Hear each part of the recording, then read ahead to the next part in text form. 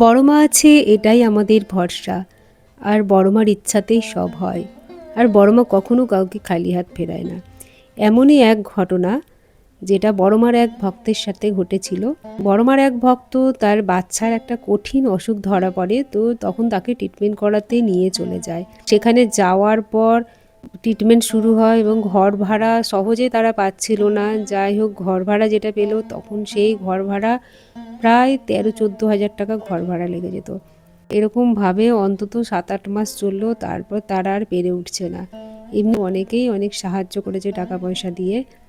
তারপর তারা যখন চালাতে পারছিল না, তখন অন্যান্য বাড়িতে খোঁজ নিয়েছে, কিন্তু কেউই দিতে সেরকমভাবে তাদেরকে বাড়ি দিতে রাজি হচ্ছিল না। কারণ যেহেতু তার বাচ্চার ছিল ক্যান্সার, জন্যই অনেকে দিতে চাইছিল না ভাড়া। তারপরে যাই হোক, অনেক খোঁজার পরে বছর খানেক পরে তারা যখন একটা বাড়ি পেল, একটু সেটা গ্রামের দিকে, তো তখন সে 6,000 টাকা ঘর ভাড়া নেয়, তো তাদের থেকে 4,000 করে নিল। তাতেও তাদের এত অবস্থা যে খারাপ হচ্ছিল যে সেইটুকুও তারা জোগাতে পারছিল না, কারণ তার সাথে আবার ইলেকট্রিকের বিল ছিল আলাদা।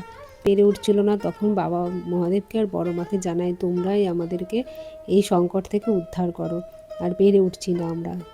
আর ট্রিটমেন্ট করাতে গেলে সেখানে থাকতেই হতো। বাচ্চাটার দাদু একদিন যায় সেখানে, গিয়ে সেই মালিকের সাথে কথা বলে। তার বাড়িতে একটা মন্দির আছে, কালী ঠাকুরের মূর্তি আছে, শিব ঠাকুর আছে।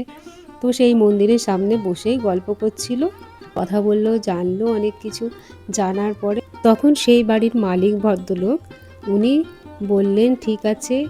উনি তখন বললেন ঘর ভাড়াটা দিতে হবে না, শুধুমাত্র ইলেকট্রিকের বিলটা দিলে আমায় হবে। আর সত্যি বড় মার ইচ্ছাতেই সব হয়। বড় মা কাউকে খালি হাত ফেরায় না। আর বড় মার কৃপাতেই সব কিছু সম্ভব হয়েছিল।